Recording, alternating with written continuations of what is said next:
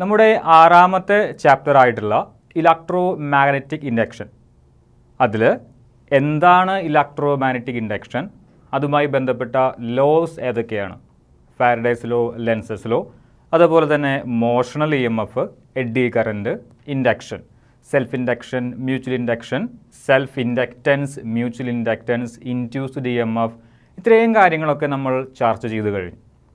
ഇനി നമ്മൾ പഠിച്ച ഇലക്ട്രോ മാഗ്നറ്റിക് ഇൻഡക്ഷൻ എന്ന് പറയുന്ന ഫിനോമിനൻ്റെ ചെറിയൊരു പ്രാക്ടിക്കൽ അപ്ലിക്കേഷനെ കുറിച്ചിട്ടാണ് നമ്മൾ പറയാനായിട്ട് പോകുന്നത്. ഏറ്റവും സുപരിചിതമായൊരു ടോപ്പിക്കാണ് AC ജനറേറ്റർ. ഒരുപക്ഷെ നമ്മുടെ താഴ്ന്ന ക്ലാസ്സുകളിൽ നിങ്ങൾ AC ജനറേറ്ററിനെ കുറിച്ച് ഓൾറെഡി പഠിച്ചിട്ടുണ്ടായിരിക്കും. അവിടെ പഠിച്ച കാര്യങ്ങളൊക്കെ നമുക്ക് ഒരിക്കൽ കൂടി പൊടിതട്ടിയെടുക്കാം. ശരിക്കും എന്താണ് AC ജനറേറ്റർ? കുറച്ച് കാര്യങ്ങൾ ആദ്യമേ ഇവിടെ കൊടുത്തിട്ടുണ്ട്, നോക്കാം. ആദ്യമായി ചെറിയൊരു ഇൻട്രൊഡക്ഷൻ, പിന്നീട് എന്താണ് അതിൻ്റെ പ്രിൻസിപ്പിൾ, പിന്നീട് അതിൻ്റെ ഡയഗ്രാമും കൊടുത്തിട്ടുണ്ട്. എന്താണ് ഇൻട്രൊഡക്ഷൻ? ശരിക്കും എന്താണ് ഒരു AC ജനറേറ്റർ? നമ്മൾ അങ്ങോട്ട് കൊടുക്കുന്ന മെക്കാനിക്കൽ എനർജിയെ ഇലക്ട്രിക്കൽ എനർജിയാക്കി മാറ്റുന്ന ഒരു ഡിവൈസാണ് AC ജനറേറ്റർ. നമ്മൾ ഓൾറെഡി പറഞ്ഞിട്ടുണ്ട്, നമുക്ക് കറൻറ്റ് ഉപയോഗിച്ച് മാഗ്നറ്റിസം പ്രൊഡ്യൂസ് ചെയ്യാനായിട്ട് സാധിക്കും. മാഗ്നറ്റിസം ചേഞ്ച് ചെയ്യുന്ന മാഗ്നറ്റിസത്തിന് ഇലക്ട്രിക് കറൻറ്റും പ്രൊഡ്യൂസ് ചെയ്യാനായിട്ട് സാധിക്കും. ആ ഒരു ഫിനോമിനനാണ് ഇലക്ട്രോ മാഗ്നറ്റിക് ഇൻഡക്ഷൻ. ഒരു കറൻറ്റ് ക്യാരിയിങ് കണ്ടക്ടറിനെ ശ്രദ്ധിക്കുക, കറൻറ്റ് ക്യാരിയിങ് കണ്ടക്ടറിനെ മാഗ്നറ്റിക് ഫീൽഡിൽ വെച്ച് കഴിഞ്ഞാൽ നമുക്ക് എന്ത് കിട്ടും? ഫോഴ്സ് കിട്ടും. അതായത് ആ കറൻറ്റ് ക്യാരിയിങ് കണ്ടക്ടറിൽ ഒരു ഫോഴ്സ് എക്സ്പീരിയൻസ് ചെയ്യും. ആ ഫോഴ്സിൻ്റെ ഡയറക്ഷൻ കണ്ടുപിടിക്കുന്നതിനായി നമുക്ക് ഫ്ലെമിങ്സ് ലെഫ്റ്റ് ഹാൻഡ് റൂൾ ഉപയോഗിക്കാമായിരുന്നു. ഈ 4 ഫിംഗർ, എൻ്റെ ചൂണ്ടുവിരലാണ് മാഗ്നറ്റിക് ഫീൽഡിൻ്റെ ഡയറക്ഷൻ, എൻ്റെ നടുവിരൽ അതായത് എൻ്റെ മിഡിൽ ഫിംഗറാണ് അവിടെയുള്ള കറൻറ്റിൻ്റെ ഡയറക്ഷൻ എങ്കിൽ എൻ്റെ തള്ളവിരൽ അതായത് എൻ്റെ തമ്പ് എങ്ങോട്ട് നിൽക്കും? അവിടെയുള്ള ഫോഴ്സിൻ്റെ ഡയറക്ഷനിലേക്ക് നിൽക്കും. 4 ഫിംഗർ അതായത് ചൂണ്ടുവിരൽ മാഗ്നറ്റിക് ഫീൽഡിൻ്റെ ഡയറക്ഷനും എൻ്റെ നടുവിരൽ കറൻറ്റിൻ്റെ ഡയറക്ഷനും ഇവിടെയുള്ള തമ്പ് ഫോഴ്സിൻ്റെ ഡയറക്ഷനുമായിരിക്കും. ഒരു കറൻറ്റ് ക്യാരിയിങ് കണ്ടക്ടറിനെ മാഗ്നറ്റിക് ഫീൽഡിൽ വെച്ച് കഴിഞ്ഞാൽ ഫോഴ്സ് എക്സ്പീരിയൻസ് ചെയ്യും. ആ ഫോഴ്സിൻ്റെ ഡയറക്ഷൻ നമുക്ക് ഫ്ലെമിങ്സ് ലെഫ്റ്റ് ഹാൻഡ് റൂൾ ഉപയോഗിച്ച് കണ്ടുപിടിക്കാം.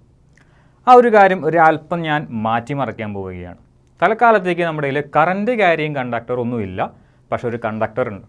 കറൻറ്റ് ക്യാരി ചെയ്യാൻ പറ്റുന്ന ഒരു കണ്ടക്ടർ ഉണ്ട്. ആ കണ്ടക്ടറിനെ ഞാനൊരു മാഗ്നറ്റിക് ഫീൽഡിൽ കൂടി മൂവ് ചെയ്യിപ്പിച്ചു കഴിഞ്ഞാൽ, അതായത് ഫോഴ്സ് ഞാൻ അങ്ങോട്ട് കൊടുക്കുകയാണ്, എനിക്ക് ഇങ്ങോട്ട് ഫോഴ്സ് വേണ്ട, ഞാൻ ഫോഴ്സ് അങ്ങോട്ട് കൊടുക്കുകയാണ്, മാഗ്നറ്റിക് ഫീൽഡും ഉണ്ട്. മാഗ്നറ്റിക് ഫീൽഡുമുണ്ട്, ഫോഴ്സുമുണ്ട്.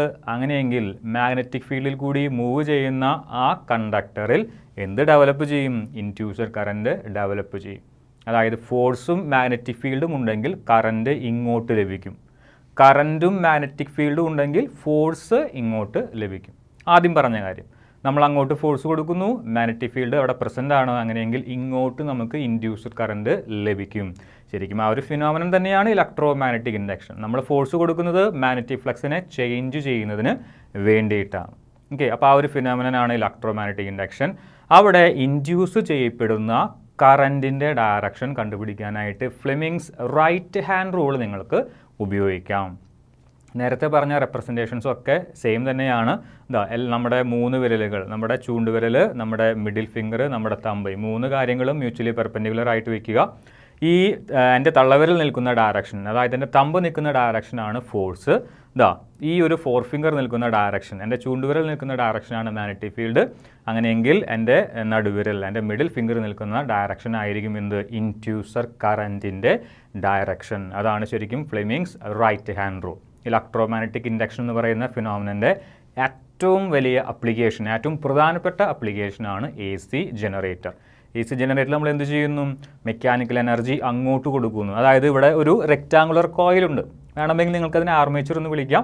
ആർമേച്ചറിനെ നമ്മൾ മെക്കാനിക്കലി റൊട്ടേറ്റ് ചെയ്ത് കഴിഞ്ഞാൽ ആ റൊട്ടേറ്റ് ചെയ്യുന്ന ഈ ഒരു റെക്റ്റാങ്കുലർ കോയിലുമായി ബന്ധപ്പെട്ട മാഗ്നറ്റിക് ഫ്ലക്സ് മാറുകയും ആ ഒരു റെക്റ്റാങ്കുലർ കോയിലിൽ ഒരു ഇൻഡ്യൂസർ കറൻറ്റ് ഡെവലപ്പ് ചെയ്യുകയും ചെയ്യും. അതായത് AC ജനറേറ്റർ വർക്ക് ചെയ്യുന്നത് എങ്ങനെയാണ്? ഇലക്ട്രോ മാഗ്നറ്റിക് ഇൻഡക്ഷൻ എന്ന് പറയുന്ന പ്രിൻസിപ്പിൾ വെച്ചിട്ടാണ് അവിടെ മാറുന്നത്. നമ്മൾ അങ്ങോട്ട് ആ ഒരു റെക്റ്റാങ്കുലർ കോയിലിനെ റൊട്ടേറ്റ് ചെയ്യിപ്പിക്കാനായി നമ്മൾ അങ്ങോട്ട് കൊടുക്കുന്നത് എന്ത് എനർജിയാണ്? മെക്കാനിക്കൽ എനർജിയാണ്. ഇലക്ട്രോമാഗ്നറ്റിക് ഇൻഡക്ഷൻ എന്ന് പറയുന്ന ഫിനോമിനൻ വഴി നമുക്ക് ഇങ്ങോട്ട് എന്ത് കിട്ടുന്നു? ഇലക്ട്രിക്കൽ എനർജി കിട്ടുന്നു. അതായത് നമ്മുടെ AC ജനറേറ്ററിൽ നടക്കുന്ന ഒരു എനർജി ട്രാൻസ്ഫോർമേഷൻ ഇതാണ് mechanical energy is converted to electrical energy. ഇനി ഇത് ഡിസൈൻ ചെയ്തത് നിക്കോള ടെസ്ലയാണ്. ഓക്കെ, അതിന് പ്രത്യേകിച്ച് എക്സ്പ്ലനേഷൻ ഒന്നും ആവശ്യമില്ല. വളരെ ഫേമസ് ആയിട്ടുള്ള ഒരു സയൻറ്റിസ്റ്റാണ്. അദ്ദേഹമാണ് ഇവിടെ ഈ ഒരു AC ജനറേറ്ററിനെ ഡിസൈൻ ചെയ്തത്. ഓക്കെ, ചില സമയങ്ങളിൽ AC ജനറേറ്റർ നമ്മൾ ഡൈനാമോ എന്നും വിളിക്കാറുണ്ട്. ഇനി എന്താണ് പ്രിൻസിപ്പിൾ? ഓൾറെഡി പറഞ്ഞു കഴിഞ്ഞതാണ്. ഇലക്ട്രോ മാഗ്നറ്റിക് ഇൻഡക്ഷൻ തന്നെയാണ് AC ജനറേറ്ററിൻ്റെ പ്രിൻസിപ്പിൾ. അവിടെ ഒരു ഇൻഡ്യൂസർ കറണ്ട് ഡെവലപ്പ് ചെയ്യും. അവിടെയുള്ള ABCD എന്ന് പറയുന്ന ആ റെക്റ്റാങ്കുലർ കോയിൽ തിരിയുന്നതിനനുസരിച്ച് അതുമായി ബന്ധപ്പെട്ട മാഗ്നറ്റിക് ഫ്ലക്സ് മാറുകയും ഇലക്ട്രോമാഗ്നറ്റിക് ഇൻഡക്ഷൻ വഴി ABCDയിൽ ഒരു കറണ്ട് ഡെവലപ്പ് ചെയ്യുകയും ചെയ്യും. ഓക്കെ, ആ ഒരു ഫിനോമിനനാണ് ഇലക്ട്രോമാഗ്നറ്റിക് ഇൻഡക്ഷൻ. അവിടെ നമുക്ക് ലഭിക്കുന്ന കറണ്ടിൻ്റെ ഡയറക്ഷൻ നമുക്ക് ഫ്ലെമിങ്സ് റൈറ്റ് ഹാൻഡ് റൂൾ ഉപയോഗിച്ചിട്ട് കണ്ടെത്താനും പറ്റും. The direction of induced current is given by Fleming's right hand rule. അതിൻ്റെ സർക്യൂട്ട് ഡയഗ്രം ദാ ഇവിടെ കൊടുത്തിട്ടുണ്ട്. അതിൻ്റെ കൺസ്ട്രക്ഷൻ ഡീറ്റെയിൽസ് നമുക്ക് പിന്നീട് പറയണം. എങ്കിൽ കൂടി വളരെ ഷോർട്ടായിട്ട് പറയാം. നമ്മുടെ കയ്യിൽ 2 മാഗ്നറ്റുകളുണ്ട്. ഓക്കെ, ഒരെണ്ണം നോർത്ത് പോളും ഒരെണ്ണം സൗത്ത് പോളും. നോർത്ത് പോൾ ഞാൻ റെഡ് ആയിട്ടും സൗത്ത് പോൾ ഞാൻ ബ്ലൂ ആയിട്ടും വരച്ചിട്ടുണ്ട്. ABCD എന്ന് പറയുന്നത് ഒരു റെക്റ്റാങ്കുലർ കോയിലാണ്. ആ സെൻറ്ററിൽ കൂടി ഗ്രീൻ കളറിൽ കാണുന്നതാണ് അതിൻ്റെ ആക്സിസ് ഓഫ് റൊട്ടേഷൻ. അവിടെ 2 റിങ്ങുകൾ കാണാം, R1 R2, 2 ബ്രഷുകൾ കാണാം, B1 B2, ഒരു ഗാലനോമീറ്ററും കൊടുത്തിട്ടുണ്ട്. ഇത്രയുമാണ് അതിൻ്റെ സർക്യൂട്ട് ഡയഗ്രം. ഇനി നമുക്കതിൻ്റെ കൺസ്ട്രക്ഷണൽ ഡീറ്റെയിൽസും വളരെ വിശദമായി പറയണം. ഓരോന്നും എന്തിനൊക്കെ ഉപയോഗിക്കുന്നു, പിന്നീട് അതിൻ്റെ വർക്കിങ്ങിനെ കുറിച്ചും നമുക്ക് ഡിസ്കസ് ചെയ്യണം. ഇത്രയും കാര്യങ്ങളൊന്ന് ഓർത്ത് വെച്ചേക്കുക. എന്താണ് അതിൻ്റെ ഇൻട്രൊഡക്ഷൻ, എന്താണ് പ്രിൻസിപ്പിൾ, എങ്ങനെയാണ് നമുക്ക് സർക്യൂട്ട് ഡയഗ്രം വരയ്ക്കാനായിട്ട് സാധിക്കുക. ഇനി നമ്മൾ എക്സ്പ്ലെയിൻ ചെയ്യാൻ പോകുന്നത് അതിൻ്റെ കൺസ്ട്രക്ഷണൽ ഡീറ്റെയിൽസും അതിൻ്റെ വർക്കിങ്ങുമാണ്. ഇനി നമുക്ക് AC ജനറേറ്ററിൻ്റെ കൺസ്ട്രക്ഷണൽ ഡീറ്റെയിൽസും അതിൻ്റെ വർക്കിങ്ങും നോക്കാം. കൺസ്ട്രക്ഷണൽ ഡീറ്റെയിൽസിൽ പ്രധാനമായിട്ടും അതിൻ്റെ പാർട്സുകളും അതിൻ്റെ പർപ്പസുകളുമാണ് പറയുന്നത്. ആ സർക്യൂട്ട് ഡയഗ്രം ഒന്ന് പരിശോധിച്ച് നോക്കുക. നമ്മുടെ കയ്യിൽ 2 പോൾ പീസസ് ഉണ്ട്. അതായത് ഒരു നോർത്ത് പോളും ഒരു സൗത്ത് പോളുമുണ്ട്. ഒരു മാഗ്നറ്റിക് ഫീൽഡ് നോർത്തിൽ നിന്ന് സൗത്തിലേക്ക് പോകുന്നുണ്ട്. അതായത് ഇങ്ങനെ നിൽക്കുകയാണെങ്കിൽ നമ്മുടെ റൈറ്റിൽ നിന്ന് നമ്മുടെ ലെഫ്റ്റിലേക്ക് പോകുന്നുണ്ട്. ആ മാഗ്നറ്റിക് ഫീൽഡിലാണ് ABCD എന്ന് പറയുന്ന ഒരു റെക്റ്റാങ്കുലർ കോയിൽ വെച്ചിരിക്കുന്നത്. ഇവിടെ ABയുമായി ബന്ധപ്പെടുത്തി നമുക്ക് ഒരു റിംഗ് ഉണ്ട്. നമുക്കതിനെ സ്ലിപ്പ് റിംഗ് എന്ന് വിളിക്കാം. R1 ആണ് ABയുമായി ബന്ധപ്പെട്ട റിംഗ്. ആ റിംഗുമായി ബന്ധപ്പെടുത്തിയിട്ട് നമ്മളൊരു ബ്രഷും കൊടുത്തിട്ടുണ്ട്. ആ ബ്രഷിൻ്റെ പേരാണ് B1. ഇനി CD എന്ന് പറയുന്നത് നേരെ ഓപ്പോസിറ്റുള്ള ഭാഗമാണ്. ആ ഭാഗവുമായി ബന്ധപ്പെട്ട റിംഗ് ആണ് R2. അതും സ്ലിപ്പ് റിംഗ് തന്നെയാണ്. R2 എന്നാണ് അതിൻ്റെ പേര്. ആ റിംഗുമായി ബന്ധപ്പെട്ട് നമുക്ക് ഒരു ബ്രഷ് ഉണ്ട്. ആ ബ്രഷാണ് B2. അതുപോലെ തന്നെ ഇതിൻ്റെ ഉള്ളിൽ കൂടി ABCD എന്ന് പറയുന്ന റെക്റ്റാങ്കുലർ കോയിലിൽ കൂടി എന്തെങ്കിലും തരത്തിലുള്ള കറണ്ട് ഒഴുകുന്നുണ്ടോ എന്നൊക്കെ പരിശോധിക്കുന്നതിനായി നമ്മുടെ കയ്യിൽ ഗാലനോമീറ്ററും പ്രസൻ്റാണ്. നിങ്ങൾക്ക് ആ ABCD എന്ന് പറയുന്ന റെക്റ്റാങ്കുലർ കോയിലിലെ കറണ്ടിൻ്റെ പ്രസൻസും ചെക്ക് ചെയ്യാം, അവിടുത്തെ കറണ്ടിൻ്റെ ഡയറക്ഷനും ചെക്ക് ചെയ്യാനായിട്ട് സാധിക്കും. ഓക്കെ, അതിന് വേണ്ടിയിട്ടാണ് നമ്മൾ ഗാലനോമീറ്റർ കണക്ട് ചെയ്തിരിക്കുന്നത്. ഓക്കെ, കുറച്ച് കാര്യങ്ങൾ അവിടെ എഴുതിയിരിക്കുന്നു. ഒന്നാമത്തേത് ഫീൽഡ് മാഗ്നറ്റ്. അതായത് നമുക്ക് ആവശ്യമായിട്ടുള്ള മാഗ്നറ്റിക് ഫീൽഡ് പ്രൊവൈഡ് ചെയ്യുന്നതിനായി അവിടെ കൊടുത്തിരിക്കുന്ന 2 പോൾ പീസസ്, നോർത്ത് പോളും സൗത്ത് പോളും അവർ വിളിക്കുന്ന പേരാണ് ഫീൽഡ് മാഗ്നറ്റ്സ്. പെർമനൻറ്റ് മാഗ്നറ്റുകളെയാണ് നമ്മൾ സാധാരണഗതിയിൽ ഉപയോഗിക്കാറ്. വളരെ ശക്തമായിട്ടുള്ള വളരെ സ്ട്രോങ് മാഗ്നറ്റിക് ഫീൽഡ് പ്രൊഡ്യൂസ് ചെയ്യാൻ കഴിവുള്ള പെർമനൻറ്റ് മാഗ്നറ്റുകളെയാണ് സാധാരണഗതിയിൽ നമ്മൾ ഉപയോഗിക്കാറ്. ഇനി രണ്ടാമത്തേത് ആർമേച്ചർ. ABCD എന്ന് പറയുന്നത് ഒരു റെക്റ്റാങ്കുലർ കോയിലാണ്. ഓക്കെ, സാധാരണ ഒരു സിംഗിൾ ടേണുള്ള ഒരു റെക്റ്റാങ്കുലർ കോയിലാണ് ABCD. അതിൻ്റെ ഒരു എഫിഷ്യൻസി വർദ്ധിപ്പിക്കുന്നതിനായി നമ്മൾ ABCD എന്ന് പറയുന്നതിനെ ഒരു സോഫ്റ്റ് ആൻഡ് കോർ ആക്കി എടുത്ത് അതിന് ചുറ്റുമായിട്ട്, അതായത് ഇങ്ങനെയാണ് നമ്മുടെ കയ്യിലുള്ള റെക്റ്റാങ്കുലർ കോയിലെങ്കിൽ അതിന് ചുറ്റുമായിട്ട് എന്ത് ചെയ്യുന്നു, ഈ സോഫ്റ്റ് ആൻഡ് കോർ ഉപയോഗിച്ചിട്ടാണ് നമ്മൾ ഈ റെക്റ്റാങ്കുലർ കോയിൽ സാധാരണഗതിയിൽ ഉണ്ടാക്കുന്നത്. അത് ലാമിനേറ്റഡ് ആയിരിക്കും. ആ ലാമിനേറ്റഡ് ആയിട്ടുള്ള ആ ഒരു സോഫ്റ്റ് ആൻഡ് കോറിൻ്റെ മുകളിൽ കൂടി നമ്മൾ കോപ്പർ വയറുകൾ ചുറ്റിയെടുക്കും. അതിൻ്റെ എഫിഷ്യൻസി കൂട്ടുന്നതിന് വേണ്ടിയിട്ടാണ്. വളരെ ശക്തമായിട്ടുള്ള ഒരു മാഗ്നറ്റിക് ഫ്ലക്സ് അവിടെ മാഗ്നറ്റിക് ഫ്ലക്സിൽ ഒരു ചേഞ്ച് ഉണ്ടാക്കുന്നതിന് വേണ്ടിയിട്ടാണ് നമ്മൾ ഒരു സിംഗിൾ ടേൺ എടുക്കാതെ അതിൻ്റെ നമ്പർ ഓഫ് ടേൺസ് വർദ്ധിപ്പിക്കുന്നത്. അതായത് നമ്മുടെ കയ്യിലുള്ള ABCD എന്ന് പറയുന്നത് ഒരു സോഫ്റ്റ് ആൻഡ് കോറാണെന്ന് വിചാരിക്കുക. ഒരു സോഫ്റ്റ് ആൻഡ് കോർ, ആണെന്ന് വിചാരിക്കുക, അത് ലാമിനേറ്റഡ് ആണ്, അതായത് പുറമേക്ക് കറണ്ട് ഒന്നും പോകുന്നില്ല, ജസ്റ്റ് ഒരു ഇൻസുലേഷൻ പോലെ ആ ലാമിനേഷൻ ആക്ട് ചെയ്യും. അതിന് ചുറ്റുമായിട്ട് നമ്മൾ എന്ത് ചുറ്റിയെടുക്കുന്നു? കോപ്പർ വയറുകൾ ചുറ്റിയെടുക്കുന്നു. അതായത് സോഫ്റ്റ് അയൺ കോറും കോപ്പർ വയറുകളും തമ്മിൽ കൂട്ടി മുട്ടാനായിട്ട്, അതായത് ഒരു ഫിസിക്കൽ കോണ്ടാക്റ്റ് കറണ്ട് പാസ് ചെയ്യാനായിട്ട്, കോപ്പർ വയറിലേക്ക് കറണ്ട് പാസ് ചെയ്യാനായിട്ട് പറ്റരുത്. അതിന് വേണ്ടിയിട്ടാണ് ഒന്നില്ലെങ്കിൽ നിങ്ങൾ സോഫ്റ്റ് അയൺ കോറിനെ ലാമിനേറ്റ് ചെയ്യുക, അതല്ലെങ്കിൽ കോപ്പർ വയറിനെ ഇൻസുലേറ്റ് ചെയ്യുക. ഏതെങ്കിലും ഒരു കാര്യം നിങ്ങൾ നിർബന്ധമായിട്ടും ചെയ്തിരിക്കണം. കാരണം ഇതാണ് ABCD എന്ന് പറയുന്നത് ഒരു റെക്റ്റാങ്കുലർ കോയിലാണ്. അതിലെന്ത് ജനറേറ്റ് ചെയ്യും? കറണ്ട് ജനറേറ്റ് ചെയ്യും. ആ കറണ്ട് ലീക്ക് ചെയ്ത് എങ്ങോട്ട് പോകാൻ പാടില്ല? അതിന് ചുറ്റും ചുറ്റിയിരിക്കുന്ന വൗണ്ട് ചെയ്തിരിക്കുന്ന കോപ്പർ വയറിലേക്ക് പോകാനായിട്ട് പാടില്ല. അതിന് വേണ്ടിയിട്ടാണ് നമ്മൾ സോഫ്റ്റ് അയൺ കോറിനെ ABCD എന്ന് പറയുന്ന റെക്റ്റാങ്കുലർ കോയിൽ അല്ലെങ്കിൽ സോഫ്റ്റ് അയൺ കോറിനെ ലാമിനേറ്റ് ചെയ്ത് അതിന് ചുറ്റും നമ്മൾ കോപ്പർ വയറുകൾ ചുറ്റിയെടുക്കുന്നത്. ഓക്കെ, ആ കോപ്പർ വയറുകൾ ചുറ്റിയെടുത്തതിന് ശേഷം നമുക്ക് ആ റെക്റ്റാങ്കുലർ കോയിൽ എന്ത് വിളിക്കാം? ആർമേച്ചർ എന്ന് വിളിക്കാനായിട്ട് സാധിക്കും. കുറച്ചും കൂടി പവർഫുള്ളായിരിക്കും ആർമേച്ചർ. ഇനി മൂന്നാമത്തെ ആളാണ് സ്ലിപ്പ് റിങ്സ്. അതിന് പേര് അങ്ങനെ വരാൻ കാരണം എപ്പോഴും നോക്കുക, AB എന്ന് പറയുന്ന ഭാഗവുമായി ബന്ധപ്പെട്ട ഒരു റിംഗ് ആണ് ഈ R1. ഈ R1 എന്ന് പറയുന്ന റിംഗ് ഇതാ AB, ഈ രീതിയിൽ AB തിരിഞ്ഞുകൊണ്ടേയിരിക്കുന്നത്. ഇങ്ങനെയാണ് നമ്മുടെ കയ്യിലുള്ള ഈ റെക്റ്റാങ്കുലർ കോയിലെങ്കിൽ എൻ്റെ ലെഫ്റ്റ് ഹാൻഡിൻ്റെ പാം ABCD എന്ന് പറയുന്നത് ഇങ്ങനെയാണെങ്കിൽ ഇത് A, മുകൾ ഭാഗം A, ഇത് B, ഇതാണ് A. Okay, it's my mistake. ഇത് A ആണ്, ഇത് B ആണ്, ഇത് C ആണ്, ഇത് D ആണെങ്കിൽ ഇതിന് ഈ രീതിയിൽ റൊട്ടേറ്റ് ചെയ്യാനായിട്ട് സാധിക്കും, അതല്ലെങ്കിൽ ഈ രീതിയിൽ റൊട്ടേറ്റ് ചെയ്യാനായിട്ട് സാധിക്കും. എങ്ങനെ വേണമെങ്കിൽ നിങ്ങൾക്ക് റൊട്ടേറ്റ് ചെയ്യാം. അപ്പോൾ ഈ രീതിയിലാണ് റൊട്ടേറ്റ് ചെയ്യുന്നതെങ്കിൽ ABയുമായി ബന്ധപ്പെടുത്തി ഒരു റിങ് ഈ രീതിയിൽ കൊടുത്തിട്ടുണ്ട്. ഇങ്ങനെ ഈ ഒരു പ്ലെയിനിലാണ് കൊടുത്തിരിക്കുന്നത്. അപ്പോൾ AB റൊട്ടേറ്റ് ചെയ്യുന്നതിനനുസരിച്ച് ഈ റിങ്ങും റൊട്ടേറ്റ് ചെയ്യും. ഇവിടെ CD ഉണ്ട്. ഈ CD-യുമായി ബന്ധപ്പെടുത്തി അടുത്ത റിങ് താഴെ കൊടുത്തിട്ടുണ്ട്. അതാണ് നമ്മുടെ കയ്യിലുള്ള R2. ഇതാണ് R2. ഓക്കെ, ശ്രദ്ധിക്കുക, നമ്മുടെ ABCD എന്ന് പറയുന്ന ആ ഒരു റെക്റ്റാങ്കുലർ കോയിൽ ഈ രീതിയിലാണ് നിൽക്കുന്നതെങ്കിൽ റിങ്ങുകൾ ഇങ്ങനെയായിരിക്കും വരിക. ABയുമായി ബന്ധപ്പെടുത്തി ഒരു റിങ് ഇങ്ങനെ കുറച്ച് താഴേക്ക് ഇറങ്ങിയിട്ട് CD-യുമായി ബന്ധപ്പെടുത്തി അടുത്ത റിങ് ഇങ്ങനെ. രണ്ട് റിങ്ങുകളുടെയും ആക്സിസ് സെയിം ആയിരിക്കും. ABയും CD-യും റൊട്ടേറ്റ് ചെയ്യുന്നതിനനുസരിച്ച് ഈ റിങ്ങുകളും ഇതേ രീതിയിൽ റൊട്ടേറ്റ് ചെയ്തുകൊണ്ടേയിരിക്കും. ആ റിങ്ങുമായി ബന്ധപ്പെടുത്തി നമ്മളൊരു ബ്രഷ് കൊടുത്തിട്ടുണ്ട്, B1ഉം B2. ഈ R1ഉം B1ഉമായി ഒരു സ്ലൈറ്റ് കോണ്ടാക്റ്റ് മാത്രമേ ഉണ്ടായിരിക്കുകയുള്ളൂ. അതിന് കാരണമുണ്ട്.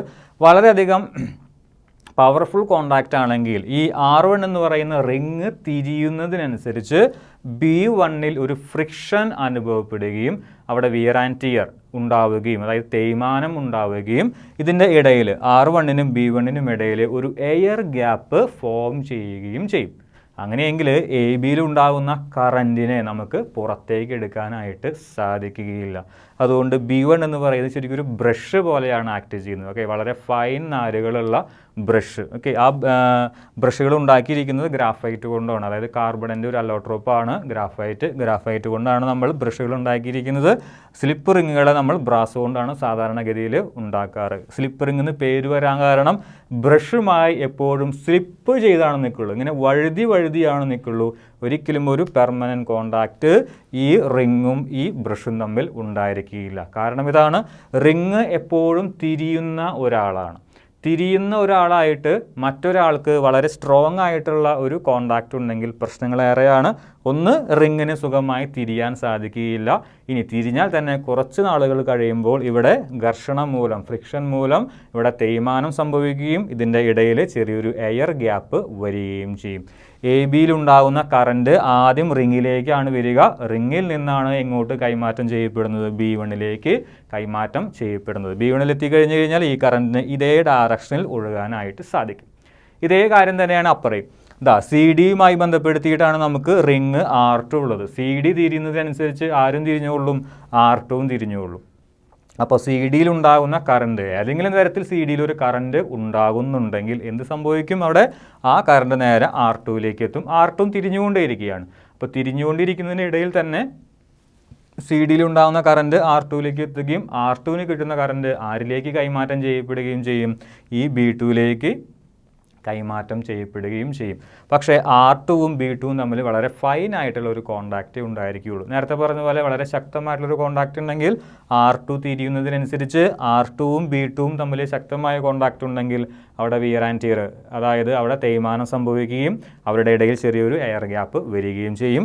R2-ന് കിട്ടുന്ന കറണ്ട് B2-ലേക്ക് പാസ് ചെയ്യാനായിട്ട് സാധിക്കുകയില്ല. ഓക്കെ, അതുകൊണ്ടാണ് നമുക്ക് ആ റിങ്ങുകൾക്ക് എന്ത് പേര് വന്നത്? സ്ലിപ്പ് റിങ് എന്ന് പേര് വന്നത്. അതായത് എപ്പോഴും ബ്രഷുമായി സ്ലിപ്പ് ചെയ്തുകൊണ്ടേയിരിക്കും, ഇങ്ങനെ വഴുതി പോയിക്കൊണ്ടേയിരിക്കും. എങ്കിൽ കൂടി അവിടെ ഒരു ഫിസിക്കൽ കോണ്ടാക്റ്റ് നിർബന്ധമായിട്ടും ഉണ്ടായിരിക്കണം. എങ്കിൽ മാത്രമാണ് R1-ലും R2-ലും ഉണ്ടാകുന്ന കറണ്ട്.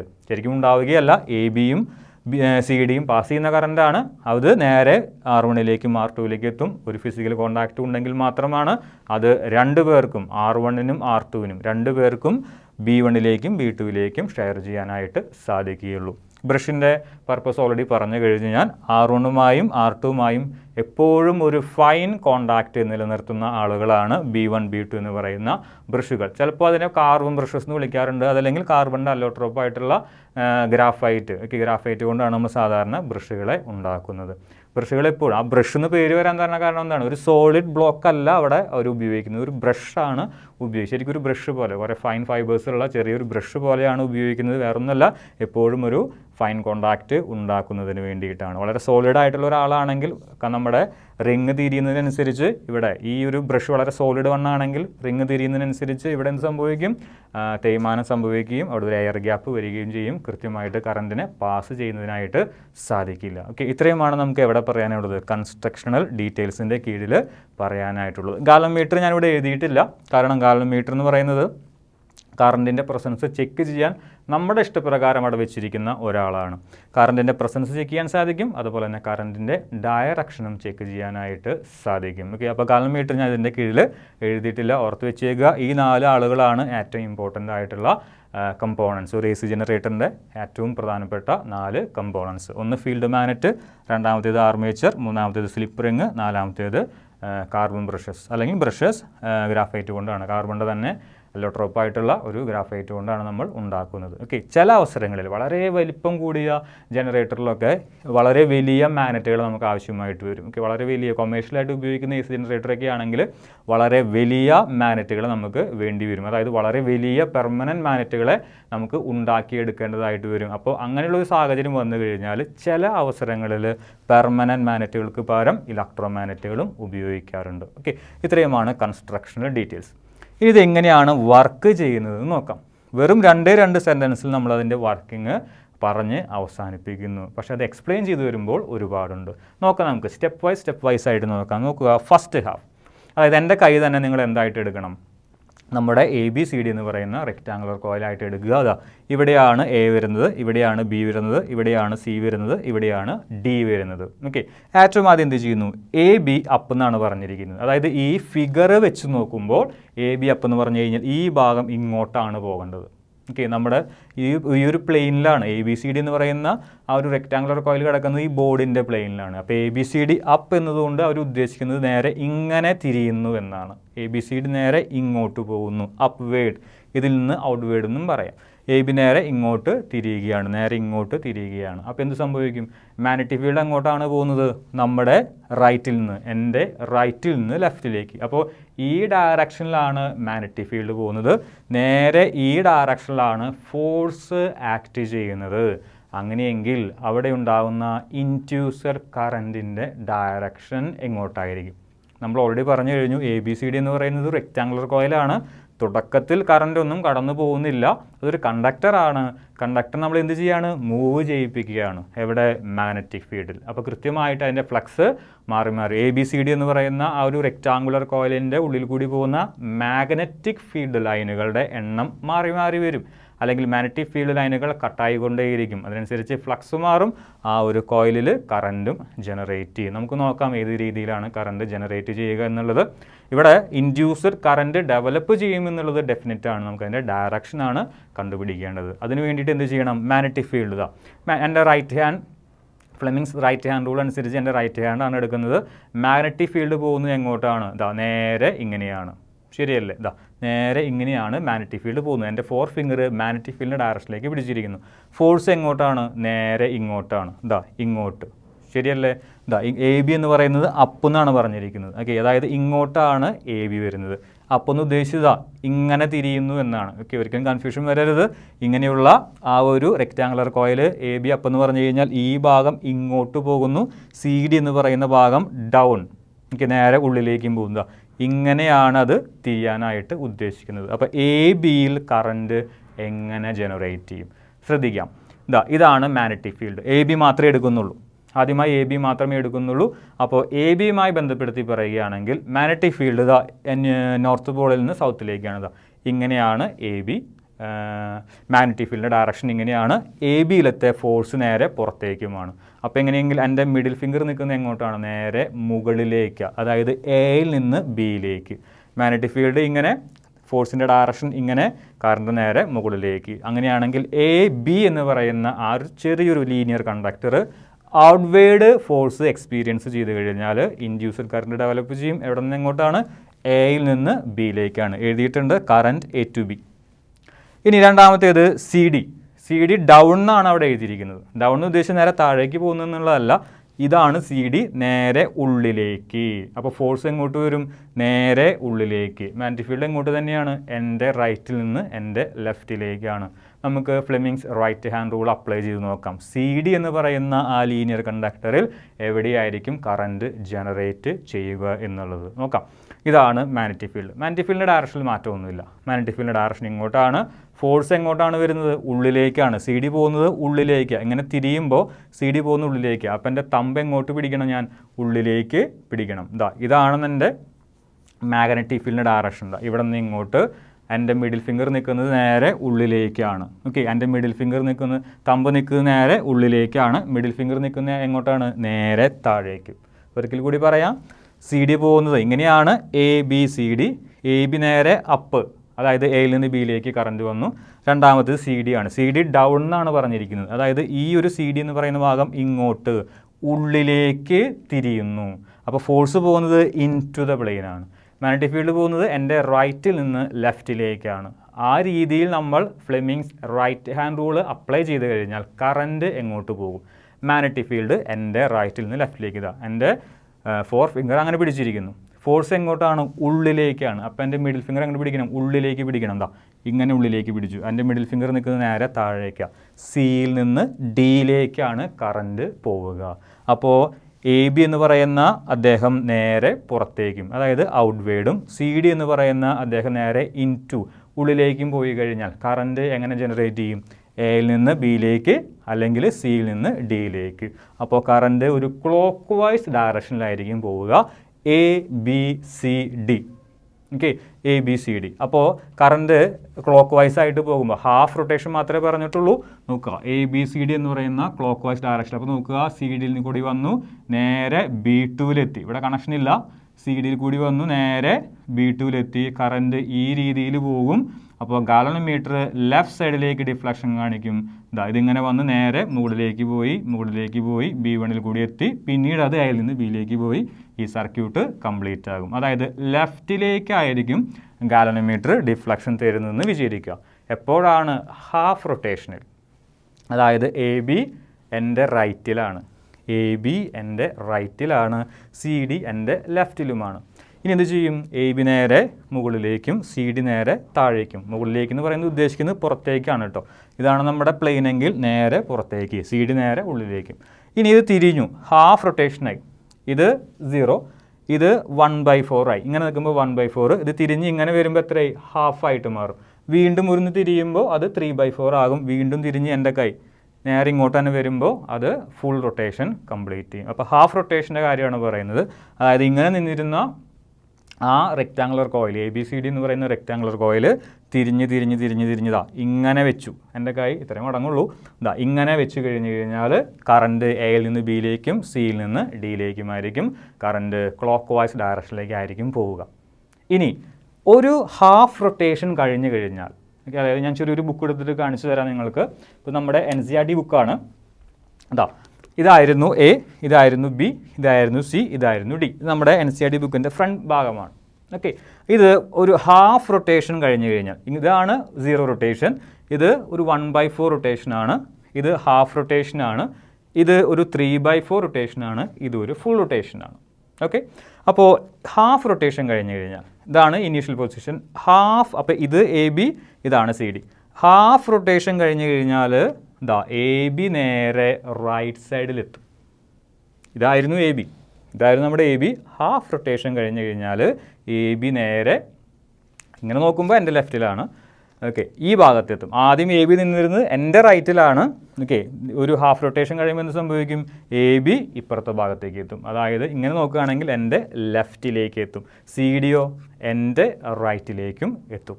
ഓക്കെ, ഇനി ആദ്യമായി എ ബി എങ്ങോട്ടാണ് പോയത്? പുറത്തേക്കാണ് പോയത്. ഹാഫ് റൊട്ടേഷൻ കഴിയുമ്പോൾ എ ബിക്ക് എന്ത് സംഭവിക്കും? എ ബി നേരെ ഉള്ളിലേക്ക് പോകും. ആദ്യമായി സി ഡി പോയത് എങ്ങോട്ടാണ്? ഉള്ളിലേക്കാണ്. ഇങ്ങനെ തിരിക്കുമ്പോൾ സി ഡി പോകുന്നത് നേരെ ഉള്ളിലേക്കാണ്. പക്ഷേ ഹാഫ് റൊട്ടേഷൻ കഴിയുമ്പോൾ സി ഡി എന്ത് സംഭവിക്കും? നേരെ പുറത്തേക്കായിരിക്കും അതിൻ്റെ മോഷൻ. ഓക്കെ, അപ്പോൾ നെക്സ്റ്റ് ഹാഫിൽ, ആദ്യത്തെ ഹാഫിൽ ഏത് രീതിയിലാണ് നമ്മുടെ കറണ്ട് പോയിരുന്നത്? A B C D. ഇവിടെ എഴുതിയിട്ടുണ്ട് എ ബി സി ഡി. അതായത് എയിൽ നിന്ന് ബിയിലേക്കും സിയിൽ നിന്ന് ഡിയിലേക്കും ഒരു ക്ലോക്ക് വൈസ് ഡയറക്ഷനിലാണ് നിങ്ങൾക്ക് കറണ്ട് ലഭിക്കുക. ഇനി നെക്സ്റ്റ് ഹാഫ് റൊട്ടേഷനിൽ, അടുത്ത പകുതിയിൽ എന്ത് സംഭവിക്കും? എ ബി, ആദ്യം എ ബി പുറത്തേക്കായിരുന്നു. ഒരു ഹാഫ് റൊട്ടേഷൻ കഴിയുമ്പോൾ എയും ബിയും അപ്പുറത്തെ സൈഡിലേക്ക് എത്തും, സിയും ഡിയും നേരെ എൻ്റെ റൈറ്റിലേക്കും എത്തും. ഓക്കെ, അങ്ങനെയാണെങ്കിൽ ഡയറക്ഷൻസ് നേരെ മാറും. ആദ്യം എ ബി ഇങ്ങോട്ടായിരുന്നെങ്കിൽ ഇനി എ ബി നേരെ ഇൻ ടു ദ പ്ലെയിനാണ്. ആദ്യം സി ഡി നേരെ ഉള്ളിലേക്കാണ് പോയതെങ്കിൽ ഇപ്പോൾ സി ഡി നേരെ പുറത്തേക്കാണ് വരുന്നത്. അപ്പോൾ നമ്മുടെ ഫിഗർ അനുസരിച്ച് എ ബി അപ്പെന്ന് എഴുതിയിട്ടുണ്ട്. നെക്സ്റ്റ് ഹാഫ് റൊട്ടേഷനിൽ എ ബി ഡൗൺ ആയിരിക്കും. ആദ്യം സി ഡി ഡൗൺ ആയിരുന്നു, ഇപ്പോൾ അത് സി ഡി അപ്പായി. ഓക്കെ, അങ്ങനെയാണെങ്കിൽ കറണ്ടിൻ്റെ ഡയറക്ഷൻ നേരെ തിരിയും. അതായത് ആദ്യം കറണ്ട് കിട്ടിയത് എയിൽ നിന്ന് ബിയിലേക്കാണെങ്കിൽ ഇപ്പോൾ നിങ്ങൾക്ക് ലഭിക്കുക അത് ബിയിൽ നിന്ന് എയിലേക്കാണ്. ആദ്യത്തെ കേസിൽ സിയിൽ നിന്ന് ഡിയിലേക്കാണ് കറണ്ട് പോയതെങ്കിൽ ഇപ്പോൾ നിങ്ങൾക്ക് ലഭിക്കുക ഡിയിൽ നിന്ന് സിയിലേക്കാണ്. ചുരുക്കി പറഞ്ഞു കഴിഞ്ഞാൽ ആദ്യം എ ബി സി ഡി എന്ന് പറയുന്ന ക്ലോക്ക് വൈസ് ആയിട്ട് കിട്ടിയ കറണ്ട് നെക്സ്റ്റ് ഹാഫ് റൊട്ടേഷനിൽ എന്ത് സംഭവിക്കും? ആൻറ്റി ക്ലോക്ക് വൈസ് ഡയറക്ഷനായിട്ട് മാറും. ഡി സി ബി എ, അതായത് ഡി സി ബി എ എന്ന് പറയുന്ന ഡയറക്ഷനായിട്ട് മാറും. അങ്ങനെയെങ്കിൽ നേരെ ഓപ്പോസിറ്റ് ഡയറക്ഷനിലായിരിക്കും. ഇത് ഫസ്റ്റ് കേസാണ്, ഇത് സെക്കൻഡ് കേസ്. സെക്കൻഡ് കേസിൽ ഓപ്പോസിറ്റ് ഡയറക്ഷനിലേക്കായിരിക്കും നിങ്ങൾക്ക് കറണ്ട് ലഭിക്കുക. ഇത് സെക്കൻഡ് കേസാണ്, ഇത് ഫസ്റ്റ് കേസാണ്. അതായത് ഓരോ ഹാഫ് റൊട്ടേഷൻ കഴിയുമ്പോഴും ആ കറണ്ടിൻ്റെ ഡയറക്ഷൻ മാറി മാറി വരുന്നുണ്ട്. അതായത് ഗാലനോമീറ്റർ ആദ്യം ലെഫ്റ്റിലേക്ക് കാണിച്ച ഡിഫ്ലക്ഷൻ അടുത്ത ഹാഫ് റൊട്ടേഷനിൽ റൈറ്റിലേക്ക് കാണിക്കും. പിന്നീടുള്ള അടുത്ത ഹാഫ് റൊട്ടേഷനിൽ ലെഫ്റ്റിലേക്ക് കാണിക്കും. പിന്നീടുള്ള അടുത്ത ഹാഫ് റൊട്ടേഷനിൽ അത് റൈറ്റിലേക്ക് കാണിക്കും. അതായത് കൃത്യമായി പറയുകയാണെങ്കിൽ കറണ്ടിൻ്റെ ഡയറക്ഷൻ ഓരോ പ്രാവശ്യവും ഓരോ ഹാഫ് സൈക്കിൾ കഴിയുമ്പോഴും മാറിക്കൊണ്ടേയിരിക്കുന്നു. അതുകൊണ്ടാണ് എ സി ജനറേറ്ററിൽ നിന്ന് നമുക്ക് പ്രൊഡ്യൂസ് ചെയ്യാൻ കഴിയുന്ന കറണ്ടിനെ എ സി എന്ന് വിളിക്കുന്നത്. അതായത് ഓൾട്ടർനേറ്റിംഗ് കറണ്ട് എന്ന് വിളിക്കുന്നത്. ഓൾട്ടർനേറ്റിംഗ് എന്ന് പറഞ്ഞാൽ എന്താ? മാറുന്ന, കൃത്യമായി ഇടവേളകളിൽ മാറുന്ന കറണ്ട്. കൃത്യമായി ഇടവേള എന്ന് പറയാൻ കാരണം ഓരോ ഹാഫ് റൊട്ടേഷൻ കഴിയുമ്പോൾ മാത്രമേ കറണ്ടിൻ്റെ ഡയറക്ഷൻ മാറുന്നുള്ളൂ. അതുകൊണ്ട് കൃത്യമായിട്ടുള്ള ടൈം ഇൻ്റർവെല്ലുകളിൽ ഡയറക്ഷൻ മാറുന്ന കറണ്ടിനെ നമുക്ക് എന്ത് വിളിക്കാൻ പറ്റും? ഓൾട്ടർനേറ്റിംഗ് കറണ്ട് എന്ന് വിളിക്കാനായി സാധിക്കും. എ സി ജനറേറ്റർ പ്രൊഡ്യൂസ് ചെയ്യുന്ന കറണ്ട് ഓൾട്ടർനേറ്റിംഗ് കറണ്ടാണ്. അതിനങ്ങനെ വിളിക്കാൻ കാരണം കൃത്യമായിട്ടുള്ള ഇടവേളകളിൽ അതിൻ്റെ ഡയറക്ഷൻ മാറുന്നത് കൊണ്ടാണ്. പക്ഷേ ഒരു ഡയറക്റ്റ് കറണ്ട് എന്ന് പറഞ്ഞിട്ടുള്ള മറ്റൊരു കറണ്ട് ഉണ്ട്. സാധാരണ നമ്മുടെ ബാറ്ററികളിൽ നിന്നൊക്കെ കിട്ടുന്ന ഒരു കറണ്ട് ഉണ്ട്, ഡയറക്റ്റ് കറണ്ട്. അതിൻ്റെ മാഗ്നിറ്റ്യൂഡും ഡയറക്ഷനും മാറുകയില്ല. പക്ഷേ ഈ എ സി ജനറേറ്ററിൽ നിന്ന് കിട്ടുന്ന ആ കറണ്ടിൻ്റെ ഡയറക്ഷനും മാഗ്നിറ്റ്യൂഡും കൃത്യമായിട്ടുള്ള ഇടവേളകളിൽ മാറിക്കൊണ്ടേയിരിക്കും. അതുകൊണ്ട് നമുക്ക് ആ കറണ്ടിനെ ഓൾട്ടർനേറ്റിംഗ് കറണ്ട് എന്ന് വിളിക്കാനായിട്ട് സാധിക്കും. എ സി ജനറേറ്ററിലെ നമ്മുടെ കയ്യിലുള്ള ആർമേച്ചർ അല്ലെങ്കിൽ ആ റെക്റ്റാങ്കുലർ കോയിൽ ഒരു മാഗ്നറ്റിക് ഫീൽഡിൽ റൊട്ടേറ്റ് ചെയ്യുന്നതിനനുസരിച്ച് എ ബിയിലും സി ഡിയിലും കൃത്യമായിട്ടുള്ള ഇടവേളകളിൽ കറണ്ട് ഉണ്ടാകുന്നു. ആദ്യത്തെ ഹാഫ് റൊട്ടേഷനിൽ കറണ്ട് എയിൽ നിന്ന് ബിയിലേക്കാണെങ്കിൽ നെക്സ്റ്റ് ഹാഫ് റൊട്ടേഷനിൽ അത് ബിയിൽ നിന്ന് എയിലേക്കായിരിക്കും. ഇനി സി ഡിയുമായി ബന്ധപ്പെടുത്തി പറയുകയാണെങ്കിൽ ആദ്യത്തെ ഹാഫ് റൊട്ടേഷനിൽ അത് സിയിൽ നിന്ന് ഡിയിലേക്കാണെങ്കിൽ നെക്സ്റ്റ് ഹാഫ് റൊട്ടേഷനിൽ അത് ഓപ്പോസിറ്റ് ആയിരിക്കും, ഡിയിൽ നിന്ന് സിയിലേക്കായിരിക്കും. ചുരുക്കി പറയുകയാണെങ്കിൽ ഫസ്റ്റ് ഹാഫ് റൊട്ടേഷനിൽ ക്ലോക്ക് വൈസ് ആയിട്ട് തിരിഞ്ഞ കറണ്ട് നെക്സ്റ്റ് ഹാഫ് റൊട്ടേഷനിൽ ആൻറ്റി ക്ലോക്ക് വൈസ് ആയിട്ട് മാറും. കൃത്യമായിട്ടുള്ള ഇടവേളകളിൽ ഓരോ ഹാഫ് റൊട്ടേഷനിലും കൃത്യമായിട്ടുള്ള ഇടവേളകളിൽ ആ കറണ്ടിൻ്റെ ഡയറക്ഷൻ മാറുന്നുണ്ട്. അല്ലെങ്കിൽ അവിടെ ഒരു ഇൻഡ്യൂസ്ഡ് EMF ഉണ്ടായിരിക്കാം, ഇൻഡ്യൂസ്ഡ് EMFൻ്റെ ഡയറക്ഷൻ മാറുന്നുണ്ട്, അതല്ലെങ്കിൽ അതിൻ്റെ മാഗ്നിറ്റ്യൂഡ് മാറുന്നുണ്ടെന്ന് പറയാനായിട്ട് സാധിക്കും. ഓക്കെ, മാത്തമെറ്റിക്കൽ അനാലിസിസ് എന്ന് പറയുന്ന ടോപ്പിക്കിൽ കൂടി നമ്മൾ ഉദ്ദേശിക്കുന്നത് ഇവിടെ ഉണ്ടാകുന്ന ഈ കറണ്ട്, ഇൻഡ്യൂസ്ഡ് കറണ്ട് അല്ലെങ്കിൽ ഇൻഡ്യൂസ്ഡ് EMFൻ്റെ ഒരു ഇക്വേഷൻ നമുക്ക് രൂപപ്പെടുത്തിയെടുക്കണം. കൃത്യമായിട്ടൊരു വാല്യൂ അല്ല എന്നുള്ള കാര്യം നമുക്ക് മനസ്സിലായി കഴിഞ്ഞു. അതായത് സമയത്തിനനുസരിച്ച് EMFും അതേപോലെ തന്നെ കറൻറ്റും മാറുന്നുണ്ട്. ഏത് രീതിയിലായിരിക്കും അവർ മാറുന്നത്? ഒരു ഇക്വേഷൻ നമുക്ക് രൂപപ്പെടുത്തിയെടുക്കാനായിട്ട് സാധിക്കുമോ? ഇപ്പോൾ നമുക്കറിയാം V=IR, അതായത് potential difference current into resistance, അല്ലെങ്കിൽ EMF കറൻറ്റ് ഇൻറ്റു റെസിസ്റ്റൻസ്. അതൊക്കെ ടൈമുമായി യാതൊരു ബന്ധവും ഇല്ല. ഓക്കെ, ടൈമിനനുസരിച്ച് ഇതൊന്നും മാറുന്നില്ല. പക്ഷേ AC ജനറേറ്ററുമായി ബന്ധപ്പെട്ട EMFും കറൻറ്റും സമയത്തിനനുസരിച്ച്, അതല്ലെങ്കിൽ അവിടെ ഉണ്ടാകുന്ന ആ ഒരു ആംഗുലർ ഡിസ്പ്ലേസ്മെൻറ്റിനനുസരിച്ച് മാറുന്നുണ്ട്. അങ്ങനെയെങ്കിൽ ഒരു ഇക്വേഷൻ നമുക്ക് രൂപപ്പെടുത്തി എടുക്കണം. അതിന് വേണ്ടിയിട്ടാണ് നമ്മൾ മാത്തമെറ്റിക്കൽ അനാലിസിസ് എന്ന് പറയുന്ന ടോപ്പിക്ക് ഡിസ്കസ് ചെയ്യുന്നത്. നോക്കാം നമുക്ക്. നമ്മുടെ കയ്യിലുള്ള ഇക്വേഷൻ -d∅ ആണ്. അതായത് നമ്മുടെ ലെൻസസിലോ അനുസരിച്ച് ഇൻഡ്യൂസ്ഡ് EMF, അവിടെയുള്ള ഒരു ആർമേച്ചർ ABCD എന്ന് പറയുന്ന ആർമേച്ചർ തിരിയുന്നതിനനുസരിച്ച് ആർമേച്ചറുമായി ബന്ധപ്പെട്ട മാഗ്നറ്റിക് ഫ്ലക്സ് മാറുന്നുണ്ട്. അതുകൊണ്ടാണ് അവിടെ ഒരു ഇൻഡ്യൂസ്ഡ് EMF ഡെവലപ്പ് അല്ലെങ്കിൽ ജനറേറ്റ് ചെയ്യുന്നത്. അതിൽ ഈ ABCD എന്ന് പറയുന്ന നമ്മുടെ കയ്യിലുള്ള ഈ റെക്റ്റാങ്കുലർ കോയിൽ അല്ലെങ്കിൽ ആർമേച്ചറുമായി ബന്ധപ്പെട്ട ഇൻഡ്യൂസ്ഡ് EMF ആണ് ഈ d∅dt. ആ ഫൈ എന്ന് പറയുന്നത് മാഗ്നറ്റിക് ഫ്ലക്സ് ആണെന്നുള്ള കാര്യം മറക്കരുത്. ഇനി N ടേൺസ് ഉണ്ടെങ്കിൽ ഞാൻ പറഞ്ഞു, റെക്റ്റാങ്കുലർ കോയിലിനെ ഒന്നും കൂടി പവർഫുൾ ആകാനായിട്ട് നമ്മൾ എന്ത് ചെയ്യുന്നു? അതിനെ ലാമിനേറ്റ് ചെയ്യുന്നു. അതിനുശേഷം നമ്മൾ കോപ്പർ വയറുകൾ അതിന് ചുറ്റിലും നമ്മൾ ചുറ്റിയെടുക്കുന്നു അല്ലെങ്കിൽ വൗണ്ട് ചെയ്തെടുക്കുന്നു. അപ്പോൾ ആ ജോമെട്രിനെ വിളിക്കുന്ന പേരാണ് നമ്മുടെ ആർമേച്ചർ. അതായത് ആർമേച്ചർ എന്ന് പറഞ്ഞു കഴിഞ്ഞാൽ ഒന്നിലധികം ടേണുകൾ ഉണ്ടെന്ന് തന്നെയാണ് അർത്ഥം. അപ്പോൾ N ടേൺസ് ഉണ്ടെങ്കിൽ ആ ഇക്വേഷൻ എങ്ങനെയായിട്ട് മാറും? d∅ എന്ന് പറയുന്ന ഇക്വേഷൻ ഫൈയുടെ കൂടെ ഒരു N കൂടി മൾട്ടിപ്ലൈ ചെയ്ത് വരും. Induced EMF -d/dt of N∅, അല്ലെങ്കിൽ നിങ്ങൾക്ക് N-നെ പുറത്തേക്ക് എടുക്കാം. N ജസ്റ്റ് ഒരു നമ്പർ മാത്രമാണ്, ഒരു വേരിയബിൾ അല്ല. അതിനെ പുറത്തേക്ക് എടുക്കാം. -N × d∅ അതാണ് നമ്മുടെ ഇക്വേഷൻ 1. ഇനി ϕ B.A ആണെന്നറിയാം. മാഗ്നറ്റിക് ഫ്ലക്സ് ആണ്. വേണമെങ്കിൽ ഞാനിവിടെ ϕB എന്നിടാം. Magnetic flux B.A. അത് നമ്മൾ എക്സ്പാൻഡ് ചെയ്ത് കഴിഞ്ഞാൽ BA cos θ കിട്ടും. അതാണ് ഇക്വേഷൻ 2. ഓരോ പ്രാവശ്യവും ഇതാണ് നമ്മുടെ ഇനീഷ്യൽ പൊസിഷൻ, ABCD എന്ന് പറയുന്ന റെക്റ്റാങ്കുലർ കോയിലിൻ്റെ ഇനീഷ്യൽ പൊസിഷൻ. ഓരോ പ്രാവശ്യവും അത് തിരിയുന്നുണ്ട്. അതായത് അവിടെ ഒരു ആംഗുലർ ഡിസ്പ്ലേസ്മെൻറ്റ് ഉണ്ടാകുന്നുണ്ട്. ഇങ്ങനെയാണ് നിൽക്കുന്നതെങ്കിൽ ആംഗുലർ ഡിസ്പ്ലേസ്മെൻറ്റ് ഒന്നും തന്നെ ഇല്ല, 0 ആണ്. ഇങ്ങനെ ഏകദേശം ഒരു 1/4 തിരിഞ്ഞു കഴിഞ്ഞാൽ ആംഗുലർ ഡിസ്പ്ലേസ്മെൻറ്റ് 90 ഡിഗ്രിയാണ്. നേരെ ഇത് ഇങ്ങനെ തിരിഞ്ഞു കഴിഞ്ഞാൽ, അതായത് ഹാഫ് റൊട്ടേഷൻ കഴിഞ്ഞ് കഴിഞ്ഞാൽ അത് 180 ഡിഗ്രിയായി. ഒരു 3/4 റൊട്ടേഷൻ കഴിഞ്ഞ് കഴിഞ്ഞാൽ അതൊരു 270 ഡിഗ്രിയായി. അത് ഫുള്ളും ഇങ്ങനെ നിന്നിരുന്നത് ഇതേപോലെ ഫുള്ളും റൊട്ടേറ്റ് ചെയ്ത് വീണ്ടും പഴയ അവസ്ഥയിലേക്ക് തന്നെ വരികയാണെങ്കിൽ അവിടെ ആംഗുലർ ഡിസ്പ്ലേസ്മെൻറ്റ് 360 ഡിഗ്രിയായി. ഓക്കെ, ഇനി അവിടുത്തെ തീറ്റ എന്ന് പറയുന്നതാണ് ആംഗുലർ ഡിസ്പ്ലേസ്മെൻ്റ് എങ്കിൽ angular velocity angular displacement time. അങ്ങനെയെങ്കിൽ തീറ്റ ω t എന്ന് എഴുതാനായിട്ട് സാധിക്കും. ടിയെ ലെഫ്റ്റ് സൈഡിലേക്ക് കൊണ്ടുവന്നാൽ മതി. അങ്ങനെയെങ്കിൽ തീറ്റ ω t. അതായത് ഈ തീറ്റയ്ക്ക് പകരം നമുക്ക് ആംഗുലർ വെലോസിറ്റിയുടെ ടേംസിൽ ഒരു സബ്സ്റ്റിറ്റ്യൂഷൻ കൊടുക്കണം. അതിനുവേണ്ടി ആംഗുലർ ഡിസ്പ്ലേസ്മെൻറ്റ് തീറ്റയാണെങ്കിൽ ആംഗുലർ വെലോസിറ്റി θ/t ആണ്, അല്ലെങ്കിൽ തീറ്റ ω t ആണ്. Okay, so theta ω t. Equation 2 എങ്ങനെ മാറും? ϕ BA cos ω t. ഇക്വേഷൻ 3. ഇനി നമ്മൾ ഈ ഇക്വേഷൻ 3നെ ഇക്വേഷൻ 1ൽ സബ്സ്റ്റിറ്റ്യൂട്ട് ചെയ്യാൻ പോവുകയാണ്.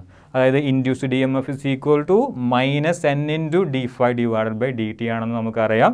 ഈ ഫൈക്ക് പകരം നമ്മൾ എന്ത് സബ്സ്റ്റിറ്റ്യൂട്ട് ചെയ്യുന്നു? BA cos ω tയെ സബ്സ്റ്റിറ്റ്യൂട്ട് ചെയ്യുന്നു. നോക്കാം നമുക്ക് എന്ത് സംഭവിക്കും. 3 in 1. ഇക്വേഷൻ 3 ഇക്വേഷൻ 1ൽ സബ്സ്റ്റിറ്റ്യൂട്ട് ചെയ്യണം. നോക്കാം. -N അവിടെ അങ്ങനെ തന്നെ കിടക്കുന്നുണ്ട്. d/dt ഓഫ് ഫൈക്ക് പകരം BA cos ω t. ഇതിൽ B എന്ന് പറഞ്ഞു കഴിഞ്ഞാൽ എന്താണ്? മാഗ്നറ്റിക് ഫീൽഡാണ്. അത് യൂണിഫോമാണ്. A എന്ന് പറഞ്ഞു കഴിഞ്ഞാലോ ഏരിയ, ആ റെക്റ്റാങ്കുലർ കോയിലിൻ്റെ ഏരിയ ആണ്. അതും മാറുന്നില്ല. ബിയുമേയും നമ്മൾ നേരെ പുറത്തേക്ക് എടുത്തു.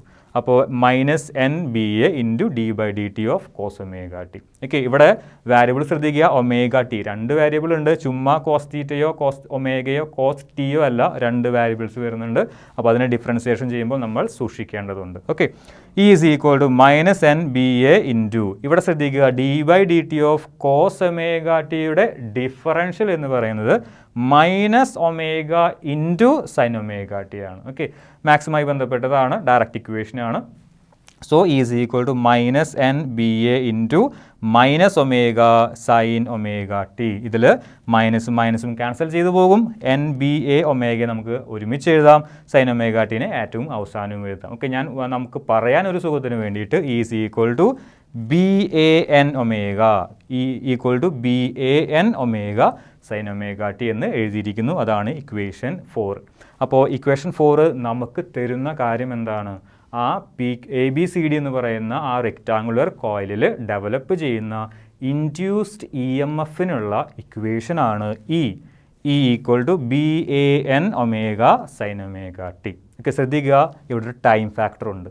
അപ്പോൾ സമയത്തിനനുസരിച്ചും ആംഗുലർ വെലോസിറ്റിക്ക് അനുസരിച്ചും ഒക്കെ ആര് മാറുന്നുണ്ട്?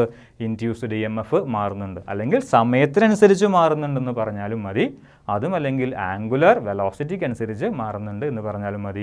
എങ്ങനെയൊക്കെ പറഞ്ഞു കഴിഞ്ഞാലും സമയത്തിനനുസരിച്ചും ആംഗുലർ വെലോസിറ്റിക്ക് അനുസരിച്ചും ഒക്കെ നമ്മുടെ ഈ ഇൻഡ്യൂസ്ഡ് ഇ എം എഫ് മാറുന്നുണ്ട്. അതായത് അതിൻ്റെ മാഗ്നിറ്റ്യൂഡോ അതല്ലെങ്കിൽ അതിൻ്റെ ഡയറക്ഷനോ ഒരിക്കലും പെർമനൻ്റ് അല്ല, അത് മാറുന്നുണ്ട്. അതുകൊണ്ടാണ് നമ്മളതിനെ ഓൾട്ടർനേറ്റിംഗ് ഇ എം എഫ് എന്ന് വിളിക്കുന്നത്. ഇതുമായി ബന്ധപ്പെട്ട കറണ്ടാണ് alternating current, A C. Okay, അപ്പോൾ induced E M F is equal to B A N omega sine omega T. B എന്ന് പറഞ്ഞു കഴിഞ്ഞാൽ നമ്മൾ പെർമനൻറ്റ് മാഗ്നറ്റുകൾ ഉപയോഗിച്ച് അവിടെ അപ്ലൈ ചെയ്ത മാഗ്നറ്റിക് ഫീൽഡാണ്. എ എന്ന് പറയുന്നത് ഏരിയ ഓഫ് ക്രോസ് സെക്ഷൻ ആണ്, അല്ലെങ്കിൽ ഏരിയ ആണ്. ആരുടെ? എ ബി സി ഡി എന്ന് പറയുന്ന ആ റെക്റ്റാങ്കുലർ കോയിലിൻ്റെ ഏരിയ ആണ്. എൻ എന്ന് പറഞ്ഞു കഴിഞ്ഞാൽ നമ്പർ ഓഫ് ടേൺസ്. ഞാൻ നേരത്തെ പറഞ്ഞു, ചുമ്മാ ഒരു എ ബി സി ഡി എന്ന് പറയുന്ന ഒരു റെക്റ്റാങ്കുലർ കോയിൽ എടുത്തു കഴിഞ്ഞാൽ അവിടെ നമ്പർ ഓഫ് ടേൺസ് ഇല്ല, ഒറ്റ സിംഗിൾ ടേൺ ഉള്ളൂ. അപ്പോൾ എൻ നമുക്ക് കൂട്ടണം. അതിന് വേണ്ടിയിട്ടാണ് അതിന് ലാമിനേറ്റ് ചെയ്തതിന് ശേഷം എ ബി സി ഡി എന്ന് പറയുന്ന ആ ഒരു സോഫ്റ്റ് അയൺ കോറിനെ ലാമിനേറ്റ് ചെയ്തതിന് ശേഷം നമ്മൾ അതിന് ചുറ്റും എന്ത് വൗണ്ട് ചെയ്തെടുക്കുന്നത്? കോപ്പർ വയറുകൾ വൗണ്ട് ചെയ്തെടുക്കുന്നത്. അപ്പോൾ എൻ കൂട്ടി കഴിഞ്ഞാൽ ഇൻഡ്യൂസ്ഡ് ഇ എം എഫ് കൂടും. അതിന് വേണ്ടിയിട്ടാണ് നമ്മൾ പി ക്യു ആർ എസ് എന്ന് പറയുന്ന റെക്റ്റാങ്കുലർ കോയിലിനെ ആർമേച്ചറാക്കി മാറ്റിയത്. Omega angular velocity. അപ്പോൾ നല്ല സ്പീഡിൽ നമ്മൾ തിരിച്ചു കഴിഞ്ഞാൽ അവിടെ ഉണ്ടാകുന്ന ഇൻഡ്യൂസ്ഡ് ഇ എം എഫും കൂടും. പിന്നെ സൈൻ ഒമേഗ ടി. ഒമേഗ എന്ന് പറഞ്ഞു കഴിഞ്ഞാൽ നേരത്തെ പറഞ്ഞ പോലെ ആംഗുലർ വെലോസിറ്റിയാണ്, ടി എന്ന് പറഞ്ഞു കഴിഞ്ഞാൽ ടൈമുമാണ്. ഓക്കെ, അപ്പോൾ ഇൻഡ്യൂസ്ഡ് ഇ എം എഫിനെ പ്രധാനമായും റിലേറ്റഡ് ആയിട്ടുള്ള ഡിപ്പെൻഡ് ചെയ്യുന്ന 4 ഫാക്ടേഴ്സാണ് ഉള്ളത്. Magnetic field, area, number of turns, angular velocity. നിങ്ങൾക്ക് വേണമെങ്കിൽ ഈ ഒമേഗ ടിക്ക് പകരം എന്ത് എഴുതാം? തീറ്റ എന്നും എഴുതാം. കാരണം ഒമേഗ ടി ഈക്വൽ ടു തീറ്റ എന്ന് നമ്മളിവിടെ ഓൾറെഡി കണ്ടെത്തി വെച്ചിട്ടുണ്ട്. ഇൻഡ്യൂസ്ഡ് ഇ എം എഫിനുള്ള ഇക്വേഷനിൽ വേണമെങ്കിൽ സൈൻ ഒമേഗ ടിക്ക് പകരം തീറ്റ എന്ന് എഴുതാം. അങ്ങനെയാണെങ്കിൽ നിങ്ങൾക്ക് ഇവിടെയുള്ള ആംഗുലർ ഡിസ്പ്ലേസ്മെൻറ്റിൻ്റെ ടേംസിൽ ആരെ പറയാൻ പറ്റും? ഇൻഡ്യൂസ്ഡ് ഇ എം എഫിനെ പറയാനായിട്ട് സാധിക്കും. നമ്മൾ മാത്തമാറ്റിക്കൽ അനാലിസിസിൽ കൂടി ആ ഒരു പി ക്യു ആർ എസ് എന്ന് പറയുന്ന റെക്റ്റാങ്കുലർ കോയിലിൽ അല്ലെങ്കിൽ ആർമേച്ചറിൽ ഡെവലപ്പ് ചെയ്യുന്ന ഇൻഡ്യൂസ്ഡ് ഇ എം എഫിനുള്ള ഇക്വേഷൻ കണ്ടെത്തി.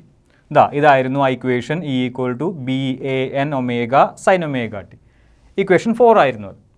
ഇനി എപ്പോഴാണ് ഇക്വേഷൻ 4ന് മാക്സിമം വാല്യൂ ലഭിക്കുക?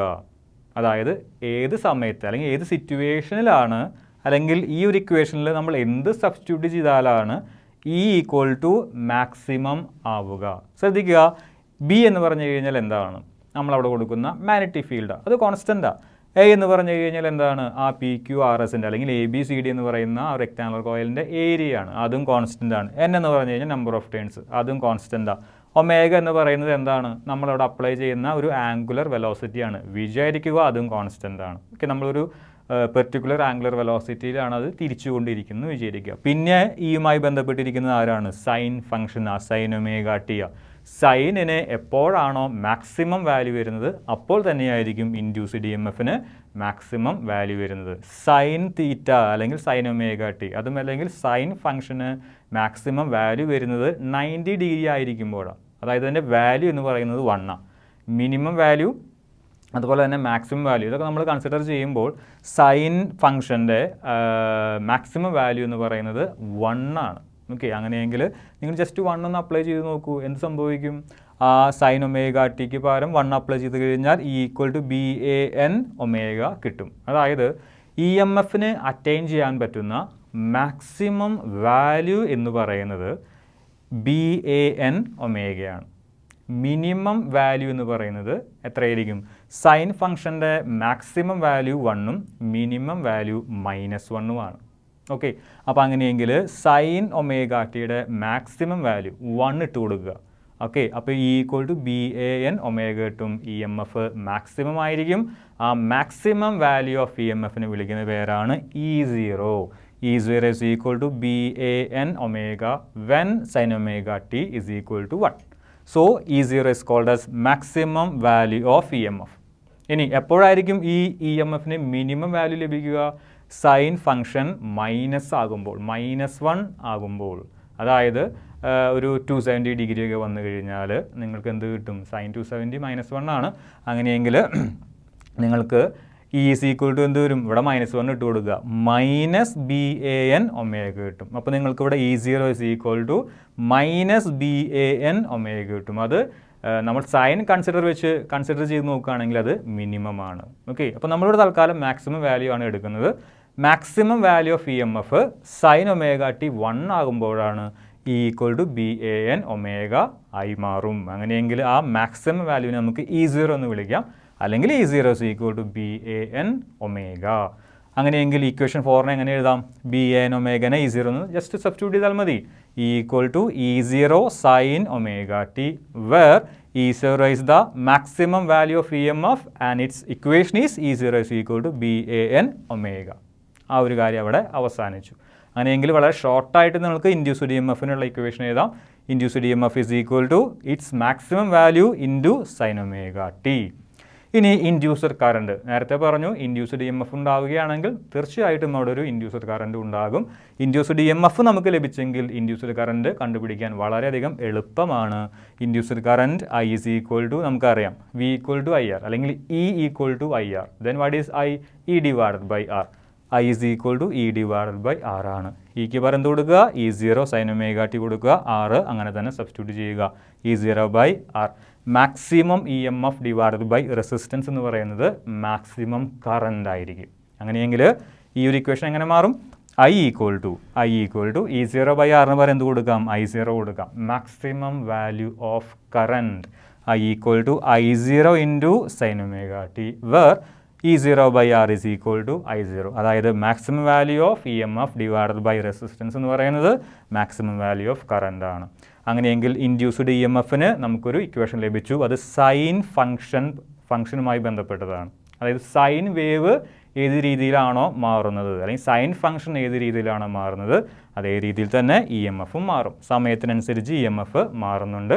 നിങ്ങൾക്കിതിനെ ഓൾട്ടർനേറ്റിംഗ് EMF എന്ന് വിളിക്കാനായിട്ട് സാധിക്കും. ഓക്കെ, കൃത്യമായി സമയത്തിനനുസരിച്ച് ഇത് മാറുന്നുണ്ട്. ഇവിടെ എന്താണ്? I equal to I0 sin omega t തന്നെ. ഇവിടെയും ടൈമുമായിട്ട് ബന്ധമുണ്ട്, അല്ലെങ്കിൽ ഒമേഗ ടി തീറ്റയുമായിട്ട് ബന്ധമുണ്ട്. ഇവിടെയും സമയത്തിനനുസരിച്ചോ ആംഗുലർ ഡിസ്പ്ലേസ്മെൻറ്റ്, ഞാൻ ഉദ്ദേശിച്ചത് ഒമേഗ ടിക്ക് പകരം തീറ്റ കൊടുക്കാമെന്നാണ്. തീറ്റ എന്ന് പറഞ്ഞു കഴിഞ്ഞാൽ ആംഗുലർ ഡിസ്പ്ലേസ്മെൻ്റ് ആണ്. ആംഗുലർ ഡിസ്പ്ലേസ്മെൻറ്റിനനുസരിച്ചും ഇവിടെ കറൻറ്റും EMFും മാറുന്നുണ്ട്. ഇദ്ദേഹത്തെ നിങ്ങൾക്ക് ഓൾട്ടർനേറ്റിംഗ് EMF എന്ന് വിളിക്കാം, ഇദ്ദേഹത്തെ നമുക്ക് ഓൾട്ടർനേറ്റിംഗ് കറണ്ട് എന്നും വിളിക്കാനായി സാധിക്കും. ശ്രദ്ധിക്കുക, I0 എന്ന് പറഞ്ഞു കഴിഞ്ഞാൽ മാക്സിമം കറണ്ട്, E0 എന്ന് പറഞ്ഞു കഴിഞ്ഞാൽ മാക്സിമം EMFും ആണ്. നമ്മൾ ഡിറൈവ് ചെയ്ത ഇൻഡ്യൂസ്ഡ് EMFും അതേപോലെ തന്നെ ഇൻഡ്യൂസ്ഡ് കറൻറ്റും സൈനിൻ്റെ ഫങ്ഷൻസ് ആയിരുന്നു. ഞാൻ ഇൻഡ്യൂസ്ഡ് EMFിൻ്റെ ഇക്വേഷൻ ഒരിക്കൽ കൂടി എടുത്ത് എഴുതിയിട്ടുണ്ട്. Induced EMF is equal to E0 sin omega t. നമ്മൾ നേരത്തെ പറഞ്ഞതുപോലെ ഒമേഗ ടിക്ക് പകരം വേണമെങ്കിൽ തീറ്റ കൊടുക്കാം. തീറ്റ എന്ന് പറയുന്നത് ആംഗുലർ ഡിസ്പ്ലേസ്മെൻ്റ് ആണ്. ഇങ്ങനെയുണ്ടായിരുന്ന ആ ABCD എന്ന് പറയുന്ന കോയിൽ ഇങ്ങനെ തിരിയുമ്പോൾ, അതായത് ഏകദേശം 1/4 തിരിയുമ്പോൾ 90 ഡിഗ്രിയാണ് അവിടുത്തെ ആംഗുലർ ഡിസ്പ്ലേസ്മെൻറ്റ്. ഹാഫ് തിരിയുമ്പോൾ 180 ഡിഗ്രിയാണ്. 3/4 തിരിയുമ്പോൾ 270 ഡിഗ്രിയാണ്. മൊത്തം ഒരു പ്രാവശ്യം റൊട്ടേറ്റ് ചെയ്യുമ്പോൾ 360 ഡിഗ്രിയാണ് അവിടുത്തെ ആംഗുലർ ഡിസ്പ്ലേസ്മെൻറ്റ്. ഓക്കെ, ഇതാണ് തീറ്റയുടെ കാര്യം. E0 sin omega t അല്ലെങ്കിൽ E0 sin തീറ്റ. നമ്മൾ ഇവിടെ ഉദ്ദേശിക്കുന്നത് നമുക്ക് കിട്ടിയ ഇൻഡ്യൂസ്ഡ് EMF സമയവുമായി എങ്ങനെ മാറുന്നു. നോക്കുക, graphical representation of induced EMF. അതായത് നമുക്ക് കിട്ടിയ ABCD എന്ന് പറയുന്ന റെക്റ്റാങ്കുലർ കോയിലിൽ നമുക്ക് കിട്ടിയ ഇൻഡ്യൂസ്ഡ് EMF സമയത്തിനനുസരിച്ച് ഏത് രീതിയിൽ മാറുന്നു. നമ്മൾ നേരത്തെ കണ്ടു ഇൻഡ്യൂസ്ഡ് EMF ആരുടെ ഫംഗ്ഷനായിട്ടാണ് ഇപ്പോൾ നമുക്ക് കിട്ടിയിരിക്കുന്നത്? സൈനിൻ്റെ ഫംഗ്ഷനായിട്ടാണ് കിട്ടിയിരിക്കുന്നത്. അതായത് സൈൻ വേവ് ഏത് രീതിയിലാണോ അതേപോലെ തന്നെയായിരിക്കും ഇൻഡ്യൂസ്ഡ് EMFും സമയത്തിനനുസരിച്ച് വാരി ചെയ്യുന്നത്. ഓക്കെ, ഞാനൊരു ഗ്രാഫ് വരച്ചിട്ടുണ്ട്. ഇത് വൈ ആക്സിസ് ആണ്, വൈ പ്രൈം ആക്സിസ് ആണ്, എക്സ് ആക്സിസ് ആണ്. എക്സ് ആക്സിസിൽ ഞാൻ ടൈം പ്ലോട്ട് ചെയ്തിട്ടുണ്ട്, വൈ ആക്സിസിൽ ഞാൻ ഇൻഡ്യൂസ്ഡ് EMFും പ്ലോട്ട് ചെയ്തിട്ടുണ്ട്. അതിന് ഞാൻ 4 സെഗ്മെൻറ്റുകളാക്കി തിരിച്ചിരിക്കുന്നു. 4 സെഗ്മെൻറ്റുകൾക്കും ഡോട്ടൽ ലൈൻ വെച്ചിട്ട് ഞാൻ റെപ്രസെൻറ്റ് ചെയ്തിട്ടുണ്ട്. അപ്പോൾ ആദ്യത്തെ സെഗ്മെൻറ്റ് എന്ന് പറയുന്നത് ഇതിൻ്റെ ഒരു 1/4 തിരിയുമ്പോഴാണ്. അതായത് മൊത്തമായിട്ട് തിരിഞ്ഞു വരാനുള്ള സമയം ക്യാപിറ്റൽ D ആണ്. Time taken to complete 1 full rotation. നമ്മളിതിനെ 1/4 ഭാഗങ്ങളായിട്ടാണ് കണക്കാക്കുന്നത്. ആദ്യം T/4, പിന്നീട് T/2. T/2 എന്ന് പറഞ്ഞു കഴിഞ്ഞാൽ പകുതി, പിന്നെ 3T/4 3/4 ഭാഗം, പിന്നീട് ക്യാപിറ്റൽ T 4 ഭാഗങ്ങൾ. അപ്പോൾ T/4 സമയത്ത് ഇങ്ങനെ നിൽക്കുന്ന ആ കോയിൽ T/4 സമയത്ത് എത്രത്തോളം ആംഗുലർ ഡിസ്പ്ലേസ്മെൻറ്റ് ഉണ്ടാകും? അതിന് 90 ഡിഗ്രി. T/2 സമയത്ത് പകുതിയാകുമ്പോഴോ 180 ഡിഗ്രി, 3/4 ഭാഗം തിരിയുമ്പോഴോ 270 ഡിഗ്രി, മുഴുവൻ തിരിയുമ്പോഴോ 360 ഡിഗ്രി.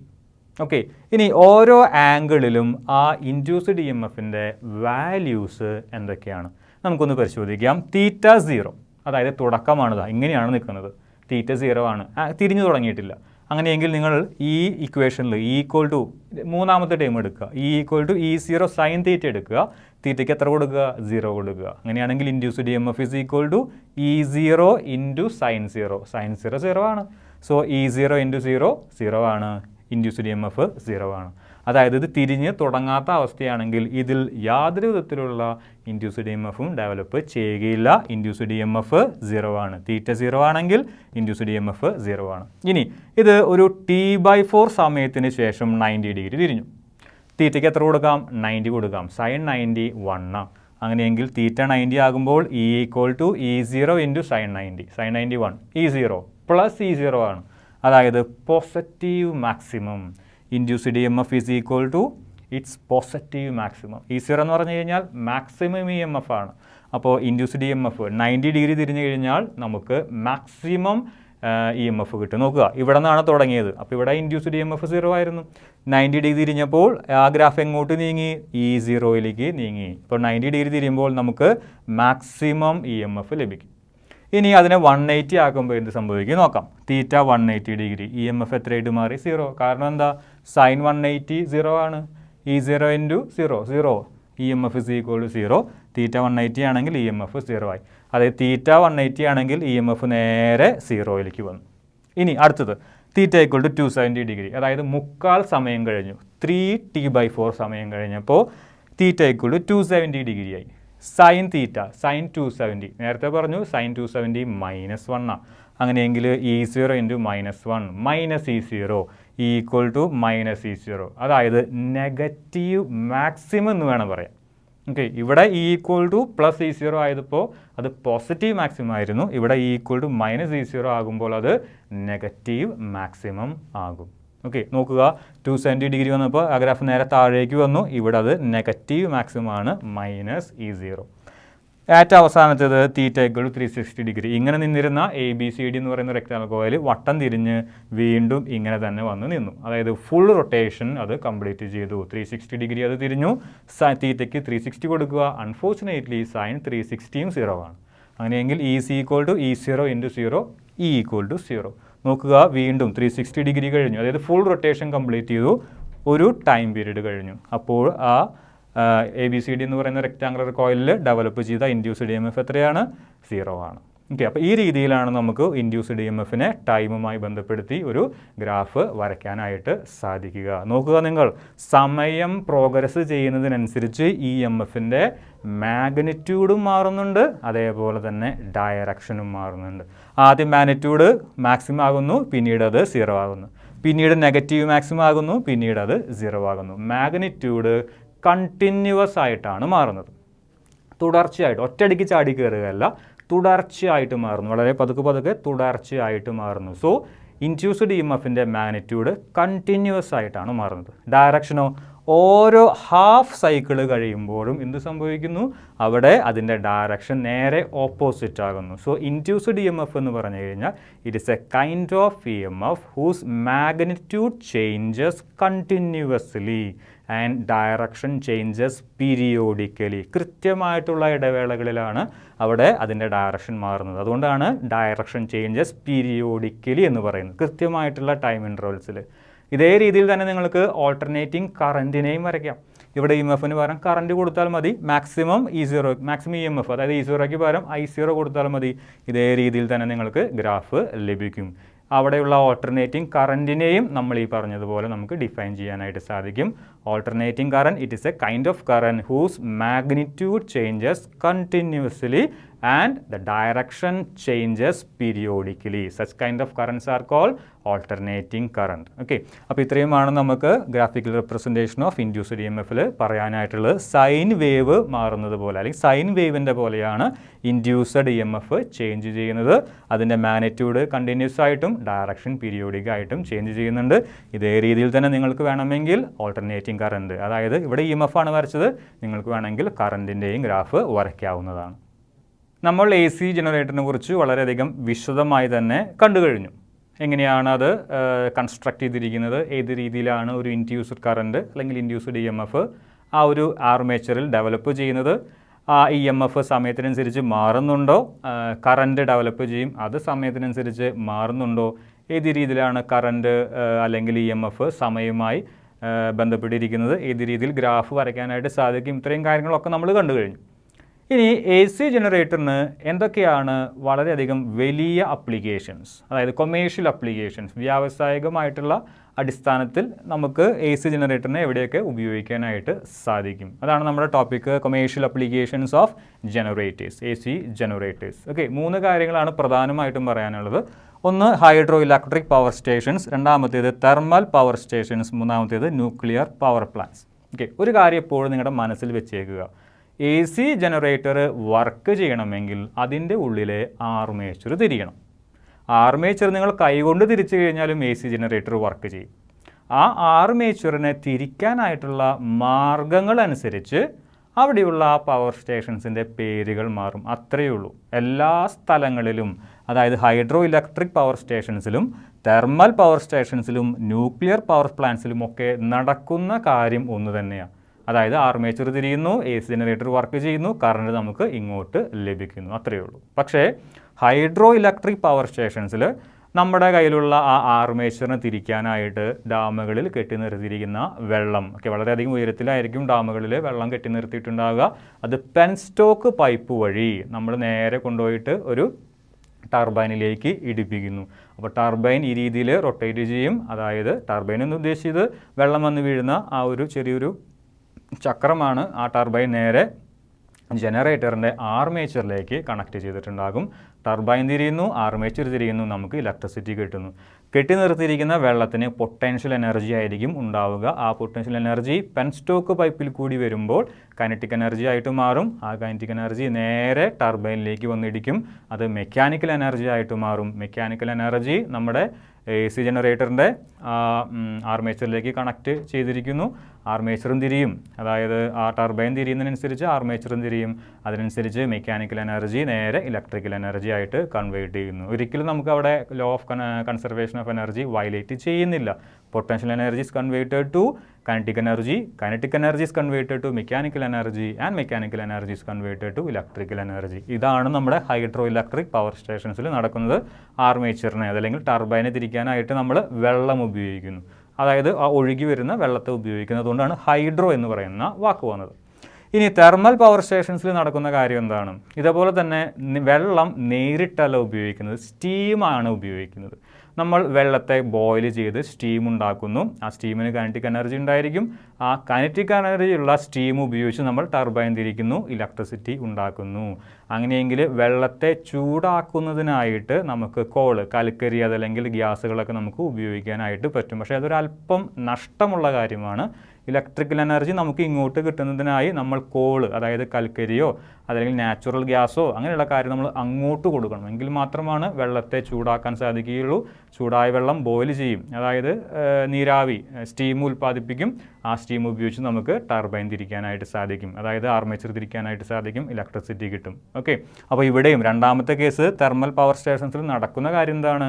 ടർബൈൻ തിരിയുന്നു, ഇലക്ട്രിസിറ്റി കിട്ടുന്നു. പക്ഷേ ടർബൈൻ തിരിക്കുന്നതിനായി നമ്മൾ ഉപയോഗിക്കുന്നത് അവിടെയുള്ള സ്റ്റീമിനെയാണ്. ആ സ്റ്റീം ഉണ്ടാക്കാനായിട്ട് നമ്മൾ ഉപയോഗിക്കുന്നത്, അതായത് വെള്ളം ചൂടാക്കാനായിട്ട് നമ്മൾ ഉപയോഗിക്കുന്നത് എന്തെങ്കിലും തരത്തിലുള്ള ഫയർവുഡോ അതുമല്ലെങ്കിൽ കോളോ അതുമല്ലെങ്കിൽ ഗ്യാസുകളെയൊക്കെ ആയിരിക്കും. അതൊരല്പം നമുക്ക് നഷ്ടമാണ്. മൂന്നാമത്തത് ന്യൂക്ലിയർ പവർ പ്ലാന്റ്സ് ആണ്. ഒരല്പം ഡേഞ്ചറസ് ആയിട്ടുള്ള ഒരു സിറ്റുവേഷനാണ് ന്യൂക്ലിയർ പവർ പ്ലാന്റ്സ്. അത് പൊട്ടിത്തെറിച്ച് കഴിഞ്ഞാൽ നിങ്ങൾക്കറിയാം വളരെയധികം ഡിസ്ട്രക്ഷനൊക്കെ ഉണ്ടാകും. അതുപോലെ തന്നെ ക്യാൻസറൊക്കെ വരാനായിട്ട് ചാൻസ് ഉണ്ട്. കാരണം ഇതിൻ്റെ ബൈ പ്രൊഡക്റ്റ് എന്ന് പറയുന്നത് ഹൈലി റേഡിയോ ആക്റ്റീവാണ്. ഓക്കെ, ഇവിടെയും ഈ തെർമൽ പവർ സ്റ്റേഷനും ന്യൂക്ലിയർ പവർ പ്ലാന്റൊക്കെ അത്യാവശ്യം അല്ലെങ്കിൽ ഏകദേശം സിമിലറാണ്. ഇവിടെ നമ്മൾ കൽക്കരി പോലെയുള്ള അതല്ലെങ്കിൽ ഫയർവുഡ് പോലെയുള്ള ഗ്യാസുകൾ പോലെയുള്ള ആളുകൾ ഉപയോഗിച്ചിട്ടാണ് വെള്ളം ചൂടാക്കുന്നതെങ്കിൽ ഇവിടെ നമ്മൾ വെള്ളം ചൂടാക്കാനായിട്ട്, വെള്ളം ബോയിൽ ചെയ്യാനായിട്ട് ഉപയോഗിക്കുന്നത് ന്യൂക്ലിയർ റിയാക്ഷൻസിൽ നിന്ന് കിട്ടുന്ന എനർജിയാണ്. പ്രധാനമായിട്ടും രണ്ട് തരത്തിലുള്ള ന്യൂക്ലിയർ റിയാക്ഷൻസ് ആണുള്ളത്. ഒന്ന് ന്യൂക്ലിയർ ഫിഷനും രണ്ടാമത്തേത് ന്യൂക്ലിയർ ഫ്യൂഷനും.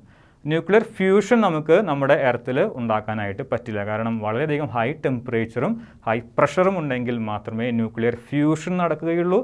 സാധാരണഗതിയിൽ ന്യൂക്ലിയർ ഫ്യൂഷൻ നടക്കുന്നത് സ്റ്റാറുകളിലാണ്. നമ്മുടെയൊക്കെ സണ്ണിലൊക്കെ നടക്കുന്നത് ന്യൂക്ലിയർ ഫ്യൂഷനാണ്. നമ്മുടെ എർത്തിൽ നമുക്ക് ചെയ്യാൻ പറ്റുന്നത് ന്യൂക്ലിയർ ഫിഷനാണ്. വളരെ വലിയ ന്യൂക്ലിയസിനെ സ്പ്ലിറ്റ് ചെയ്ത് എടുക്കുക. അതാണ് ന്യൂക്ലിയർ ഫിഷൻ കൊണ്ട് ഉദ്ദേശിക്കുന്നത്. സ്പ്ലിറ്റ് ചെയ്യുമ്പോൾ നമുക്ക് എനർജി കിട്ടും. ആ എനർജി ഹീറ്റിൻ്റെ ഫോമിലായിരിക്കും. ആ ഹീറ്റ് ഉപയോഗിച്ച് വാട്ടർ ബോയിൽ ചെയ്യിപ്പിക്കുന്നു, അങ്ങനെ സ്റ്റീം ഉണ്ടാക്കുന്നു. സ്റ്റീം ഉപയോഗിച്ച് നമ്മൾ ടർബൈൻ തിരിക്കുന്നു, അതായത് ജനറേറ്ററിൻ്റെ ആ ആർമേച്ചർ തിരിക്കുന്നു, ഇലക്ട്രിസിറ്റി കിട്ടുന്നു. അതാണ് നമ്മുടെ ന്യൂക്ലിയർ പവർ പ്ലാന്റുകൾ. ഓക്കെ, ഈ മൂന്ന് കാര്യങ്ങളിലും കോമൺ ആയിട്ടുള്ള ആളാരാണ്? AC ജനറേറ്ററാണ്.